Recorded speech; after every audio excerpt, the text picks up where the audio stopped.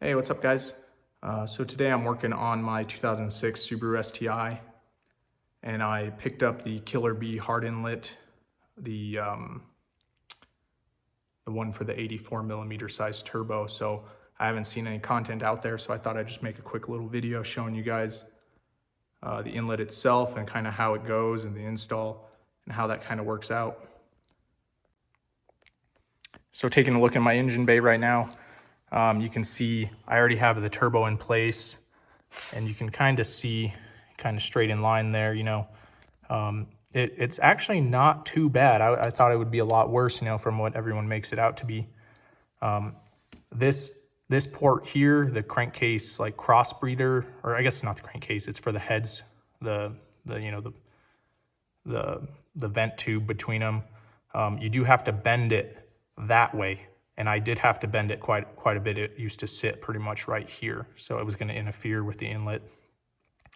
So that is one thing you do have to do, is bend that guy that far over. Other than that, it's actually not too bad. I think you definitely, so right now I have the power steering pump just unbolted and pulled out of the way, and I think that's a must to do this hard inlet. There's no way you'll squeeze it up in there. You maybe could have got away with it if you just pulled the high pressure side off, but it was just much easier to pull the whole thing out of the way and get a little more access. So taking a look at the inlet, so here's the Killer B inlet, really nice piece, super happy with it. It's got some nice recesses there for clearance. You can see it's really well done. It has the ports. I still have recirc blow-off valve, so I still have that here. They do make one without the recirc port. If you don't need that, it'll just be like already machined, capped off. It does come with some fittings.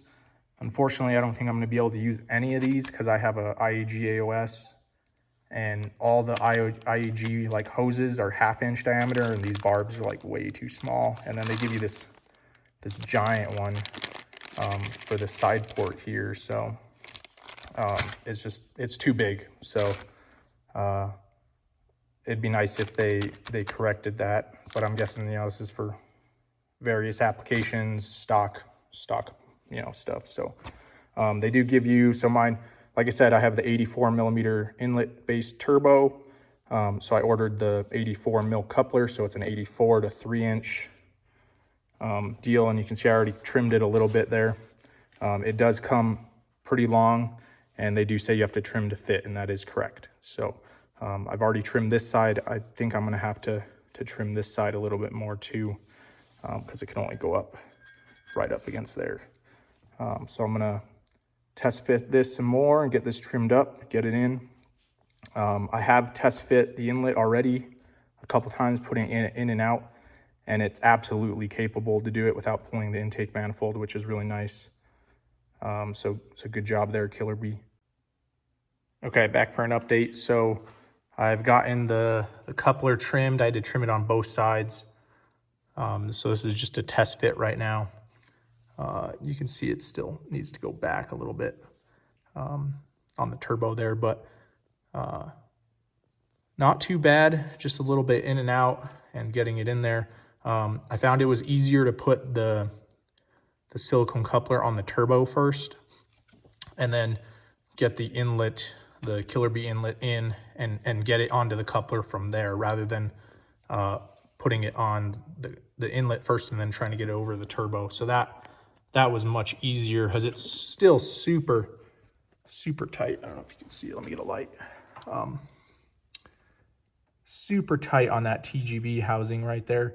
You can see on that corner, but it's pushing right up against the inlet there where it's hard. So I don't see any issues there with it collapsing or any sort of weird stuff like that. And still really tight on that breather vent for the head. So I might try moving that over a little bit, just because with the hose on there, it's going to be really tight. But yeah, I'm going to get it all pulled out, get the hose clamps on it, probably bend that pipe over just a little bit more, And then I'll probably get the fittings on before I put it in for the last time, because they did mention that it'd be easier to, get access to all the fittings before you slap it in there. So, but overall, not too bad. Pretty happy with the fitment. So I'll keep pushing on. All right, it's been a little while, but I got that coupler trimmed up. I probably took like an 1/8 inch off, so it's just that clamp there's just barely hanging on, but it's good enough. There's plenty of meat underneath, so that clamp's not going to go anywhere. But there it is. It's all in. I had to go get a brass fitting here to fit the 1/2 inch line. I have a straight 1/2 inch fitting to go there, and then I'm going to use the one that came with the Killer Bee kit here, which is just like a plastic 90-degree barb, which will go to the boost control. But it's in there. It's definitely tight, but it bolted right up to the factory location. Again, it's like super tight on that TGV housing. And I was trying to push that clamp a little further back, but it's just super tight on that TGV, and it didn't want to budge at all right there. So that's where it is. Blow off valve, recirc, all tied in. And like I said, I did have to bend that one breather port over a little bit to clear the coupler, and it looks like there's plenty of clearance, so I don't think I'll have any issues getting the hose on. Okay, last update. It's all complete, up and running. So here you can see it, the Killer Bee.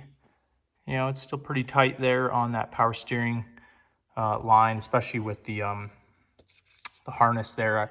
I would have routed the harness up and under there, but it just seemed really brittle. It wasn't too flexible, so I didn't want to push my luck. So I just left it where it was. So here you can see the 2 AOS lines going back to the top of the AOS. So I plumbed it in here with a brass 1/2 inch straight fitting, and then down there's the 90 for the other port on the AOS. But there it is. It's all in there.